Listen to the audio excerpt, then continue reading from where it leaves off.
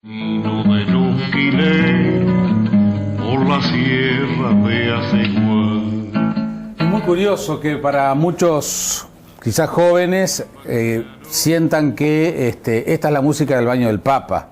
Pero no, tiene una historia muy rica y por suerte hay una investigación ambiciosa, rigurosa y muy justa con esta voz y este hombre que tanto dio por la música del Río de la Plata. Me refiero a Osiris Rodríguez Castillo. Y bueno, justamente hay una biografía que recorre la vida, las canciones y las circunstancias de un creador único como fue Osiris Rodríguez Castillo. Está aquí Guillermo Peregrino y Jorge Basilao, que son dos periodistas que... ¿Cómo se les ocurrió meterse en la vida de este hombre? Bienvenidos. Un gusto recibirlos. Muchas gracias. Bueno, en realidad... Bueno, vos tenés una historia de biografías de músicos que tiene que ver con el tema de los músicos populares y siempre tenía mucho interés en ellos y al principio también con esos 20 y pico de años que uno tiene, con una efervescencia de querer conocer, porque realmente a veces conocías poco. Y alguna vez me metí, 2 años después que murió Osiris, en el 98, le ofrecí a Homero Alsina Tevenet en el Cultural para hacer una nota. Y él sabía que yo me enganchaba mucho en esos temas y me dijo, bueno, vamos a hacer una nota de tapa, y ahí trabajé bastante, salió esa nota, y advertí en ese instancias de investigación que era muy importante su obra, más de lo que yo creía inclusive, y que no había mucho material, el material estaba muy disperso, era muy complicado meterse en un trabajo biográfico, que en un momento me sedujo. Pero bueno, las circunstancias de la vida también me fueron llevando por otros caminos, hasta que en un momento pasó algo en una guitarreada, que vi que el alma Osiris estaba ahí y me pareció que como un llamado, decir, bueno, es momento de engancharse. Menos mal que lo hicimos, ¿no? Para eso conté con Jorge, que me ayudó muchísimo. Y ahí, digo, a mí me preguntan bastante, porque bueno, yo soy argentino, claro, de una generación bastante posterior a la de Osiris, entonces me dice, sos argentino, vivís en Ecuador y estás escribiendo sobre Osiris Rodríguez Castillo, no le cierra por ningún lado. Dice, ¿por qué? ¿Cómo se te dio? Y yo digo, bueno, será un rasgo de inconsciencia, quizá por seguirlo siempre acá, como hemos compartido tantos trabajos, y a veces la inconsciencia te ayuda a meterte en terrenos y te saca también de algunos lugares que no esperabas si lo pensás demasiado. Claro, el tema es cómo ha variado en el tiempo, porque para mí la figura de Osiris Rodríguez Castillo, en la radio de San José, donde yo empecé, era muy frecuente con sus audiciones, las audiciones de payadores que había. De hecho, había payadores en la radio de San José muy famosos que hasta le habían puesto Osiris a sus hijos de nombre. O sea, para mí fue un personaje, hasta por las canciones tan populares, que terminan no sabiendo después la gente que son de Osiris Rodríguez Castillo. Sí, fue un creador increíble. Genera mucha devoción, Osiris. Exacto. Entre los artistas. Pero ¿y por qué esa distancia entre su obra y lo que es su vida? Está la famosa canción que canta Ricardo Comba del poema de Manuel Machado, hasta que el pueblo las coplas no son, y hasta que las canta el pueblo, ya nadie sabe el autor. Y con Osiris Rodríguez Castillo pasa eso. Ayer me comentaron en la presentación del Pinar, que estuvo muy bien, que fueron 200 personas, me decían que en el camino de los quileros de la Ceguá, no sé, que hay un cartel que dice Camino de los Quileros, canción de Jorge Cafruna. Claro, ahí está, ¿ves?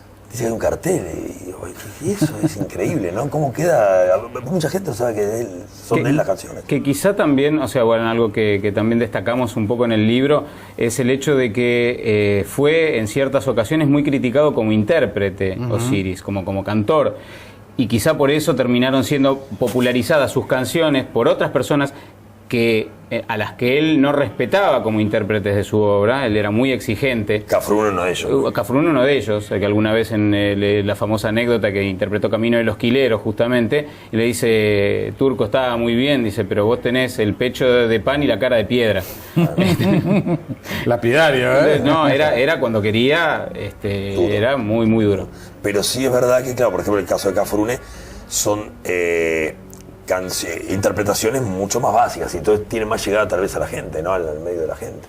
Y en Uruguay, Guillermo, ¿cuál es el lugar que hoy ocuparía? Yo para mí esta biografía es una biografía justa. Llega justa y necesaria. Sí.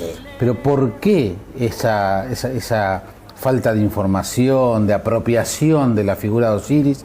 Yo recuerdo el disco de Numa, por ejemplo, de hace algunos años, pero son ejemplos aislados, ¿no? Está como muy en la sombra, ¿no? Yo digo que la obra de él se ilumina por sí solo, pero está bajo un cono de sombra. ¿Por qué? Yo creo que tiene y además lo que él llevaba mucho a eso, ¿no? Era un hombre reservado, ¿no? No era muy devoto de la exposición, de ser muy observado ni nada. Era básicamente un hombre de campo.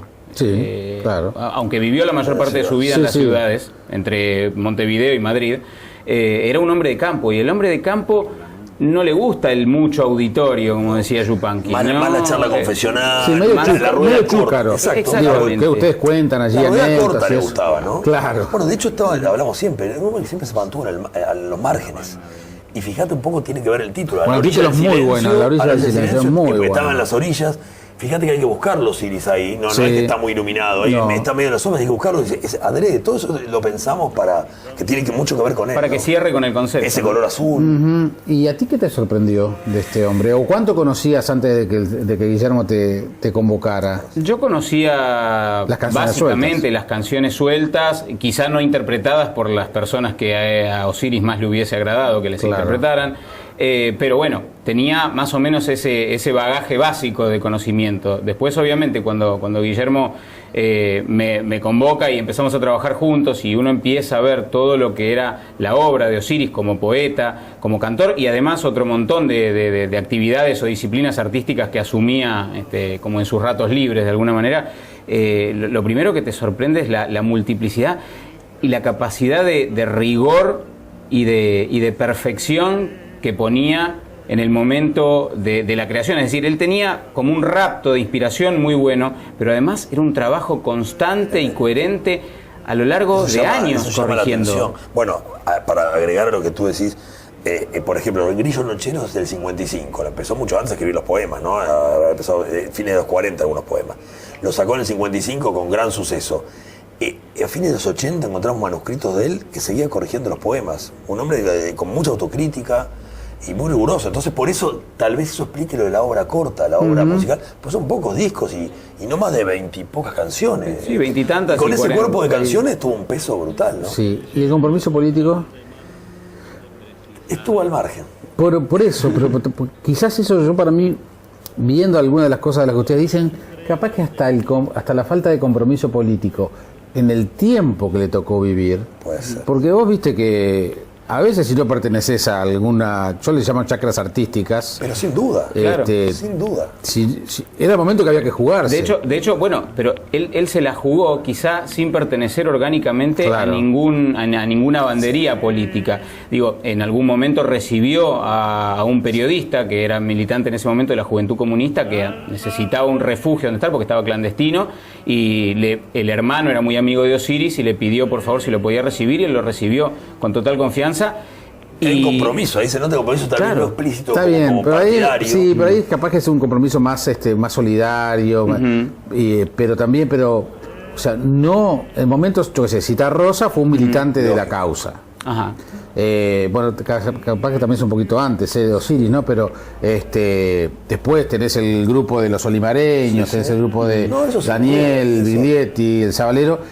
Si bien él es un poco el padre de todos ellos también artísticamente, ¿no? Pero es verdad, lo que vos decís, eso le debe haber jugado en contra. Claro, yo creo que sí. No estaba como banderado con ningún partido. Que tampoco nunca le interesó pertenecer a grupo alguno, creativo o político o humano inclusive. O sea, tenía sus amigos y todo, y era muy leal con sus amigos. Pero no le interesaba. A la dictadura nosotros llegamos un poco a la conclusión, hablé inclusive con algunos militares que no sabían muy bien qué hacer con él.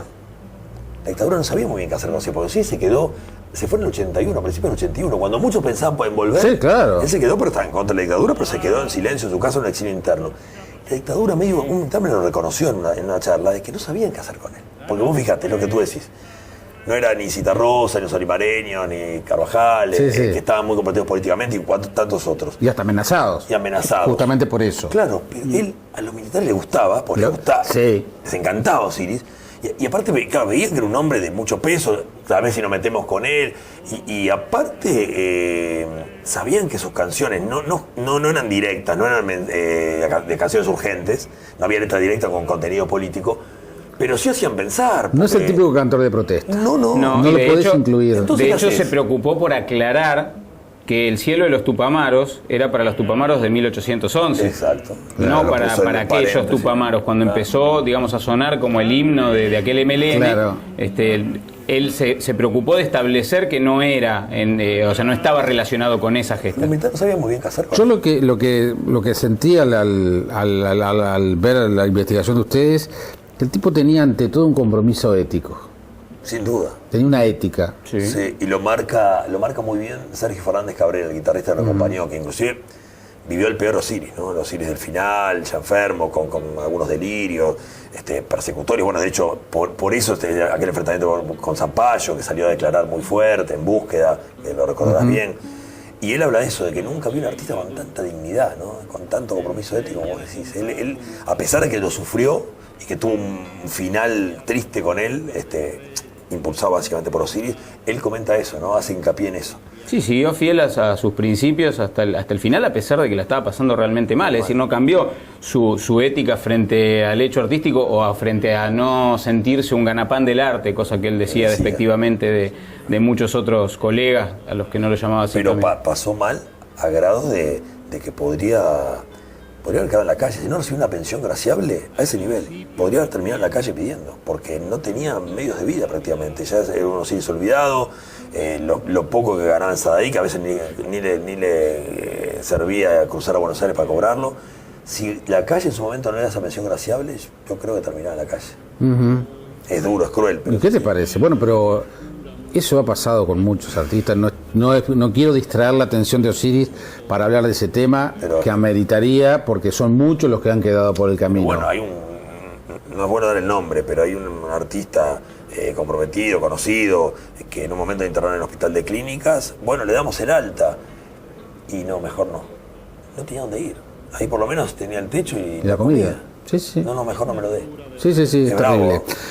Seguramente muchos que nos están viendo o en directo o después a través de la web están descubriendo este hombre del cual estamos hablando. Nombremos ese top 5 en una denominación que odiaría Rocío Castillo, que odiaría, pero bueno, me parece divertido hacerlo a esta altura, de las canciones. Y yo creo que no puede faltar Cielo de los Tupamaros, que ya lo mencionamos, no puede faltar Domingo de Agua, Uri Pescador, Camino a los Quileros dijimos, y ¿cuál puede ser la otra? De Corrales a Tranqueras. Que hay una versión maravillosa de Darno Jans, muy a su aire, preciosa versión, claro. Preciosa versión. Ahí hay un cuento que lo habrás leído, famoso, de un cuento con Citarrosa, que le dice, había grabado recién Citarrosa de Corrales a Tranqueras y se encuentra en la casa de Enrique Estrázulas. Y bueno, le dice a ver qué le pareció la versión, y dice, bueno, le tengo que hacer un comentario, dice, mire que los cerros no se inclinan, esos cerros son orgullosos, se empinan. La Rosa quedó así, y aparte su versión me parece que galopa un poco, le dice. Es bastante rápida. Sí, claro. Sí, pero claro, es un creador que se podía dar el lujo de hacer ese tipo de comentarios. Sí, porque aparte... Y hace a Citarrosa, y vos imaginate esa escena, haber sido testigo de esa escena. Le dijo a Estrázulas, y cuando venga Osiris no me invites. Porque es bravo eso, era un padre, vos lo dijiste, era un padre de todos ellos. Claro, entonces no recibir el elogio paterno de alguna manera... No, o recibir la crítica, que es peor. Porque si por lo menos te ignora, bueno, vaya y pase, pero si te cae en esa... No, y era muy agudo en ese sentido porque él corregía mucho, y aparte lo que manifiestan todos los artistas, creo que por eso también es tan admirado por los colegas, por el resto de los artistas, los cantores y demás. En Uruguay y en Argentina. En Uruguay y en Argentina mucho también, por supuesto. Es la complejidad de la obra de Osiris. O sea, es muy complejo hacer lo que él hacía en el sentido de tocar una pieza en la guitarra que podría ser tranquilamente una pieza de concierto, y arriba que cabalguen esos versos que él escribía. Es muy complicado. Ayer nos lo contaba también Numa en la presentación que tuvimos, que para él era una gran responsabilidad interpretarlo, que él sentía que en cualquier momento iba a aparecer el alma de Osiris a decirle, no, mire que ahí me pifió una nota. Bueno, el disco de Numa, de Osiris, es fantástico. Es muy bonito. Y es todo un desafío también, porque bueno, es meterse en ese universo tan particular, ¿no? Y de hecho ustedes también lo hacen con una investigación que fue recoger de todos lados. Es Pero además en un libro que también yo quiero resaltar eso, porque es una edición de una calidad, yo diría, a esta altura no sé si poco frecuente, pero en definitiva también ustedes esta suerte de homenaje y de primera gran investigación sobre la vida de Osiris Rodríguez Castillo, ustedes también se la han jugado a hacer un trabajo. O sea, está claro que quien hable de Osiris Rodríguez Castillo de aquí en adelante tiene que remitirse a este libro. Eso está claro. Sí. Bueno, fue la intención, ¿no? Sí, claro, en cuanto al libro objeto, que también tiene mucho de este libro, en Guzzi, cuando fui a ver por el tema del precio, decía, con Gustavo, con el de Guzzi, el distribuidor le decía, ¿y un libro de estos cuánto sale en Uruguay? No hay un libro en Uruguay así. Un elogio para nosotros, porque sí, claro. Está tratando. No, y alguien que ve libros todo el tiempo, que diga eso. Para saber un poco el premio, no hay libros acá en Uruguay así. Digo, un detalle que es menor y es hasta casi anecdótico, pero hasta el lomo interior tiene hasta la fotografía de. La boca no se puede ver, se llama boca. Nos enteramos que se llama boca del libro a partir de capaz eso. Seguramente no se ve, pero. Pero cuando se mueve, mira. Si lo inclinas un poco. Ahí, a ver, ahí lo más. No, ahí se ve, ahí se ve perfectamente. Hasta esos detalles, cuidado. Eso hay que darle la derecha a Manuel Carballo, fue uno de los diseñadores que luchó mucho por eso, que fue un riesgo, pero la verdad sí, que. Claro. Digo, ese tipo de detalles que hacen que un libro hasta de gusto tenerlo, ¿viste? ¿Qué me viene a hablar de libro electrónico? Claro, no, por nada del mundo. Y si bien, hay que reconocer que eso es una constante por ahí en los libros que tiene publicados Guillermo y demás, los dos que hemos trabajado también juntos, siendo tan riguroso y tan cuidadoso como era Osiris, creo que una biografía sobre él no se merecía menos. Me parece que había que ser también muy yo siempre estoy mucho en el tema de la grabación atrás y estoy demasiado metido y quiero trabajar codo a codo porque me interesa que el trabajo aparte de investigación y de redacción que sea fino, pero que también acompañe una buena edición, ¿no? El trabajo fotográfico es impresionante también, todo lo que hay aquí, ¿no? Y hablan mucho las fotos a veces de momentos y, ¿no? Sí, bueno, los rasgos, se va viendo también el paulatino envejecimiento y cierta desmejora también en él, ¿no? Pocas fotos riendo. Hay pocas. Muy pocas. Hay alguna que otra. Muy poca sonrisa, ¿no? Sí.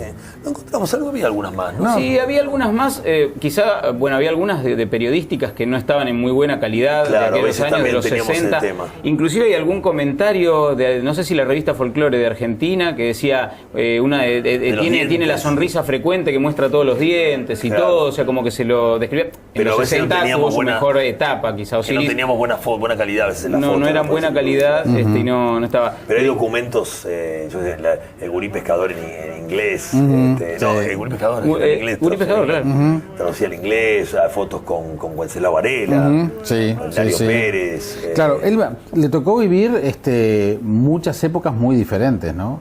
Digamos, tenés toda la mitad del siglo XX, toda la canción protesta, lo que fue la dictadura, y como tú decías, terminó, digamos, ya falleció en el año 96, o sea, tuvo una vida muy bastante larga y con muchas épocas muy diferentes. Sí, aparte, todo el tema del contacto con la naturaleza y con, digamos, un Uruguay que estimo ya no existe, digamos, Uruguay del interior, el Uruguay, claro, de Sarandí del G, de un Sarandí del G donde la electricidad llegaba a pocos sitios del lugar, del pueblo, donde los chicos crecían sin exposición quizá a la radio y estaban más en contacto con los sonidos de la naturaleza, y todo eso lo fue marcando mucho para lo que sería después. El G lo acompañó, es el río que lo acompaña durante toda la vida, incluso hasta el exilio español, que hay versos escritos por él con el río mencionado. ¿Cuánto padeció ese exilio?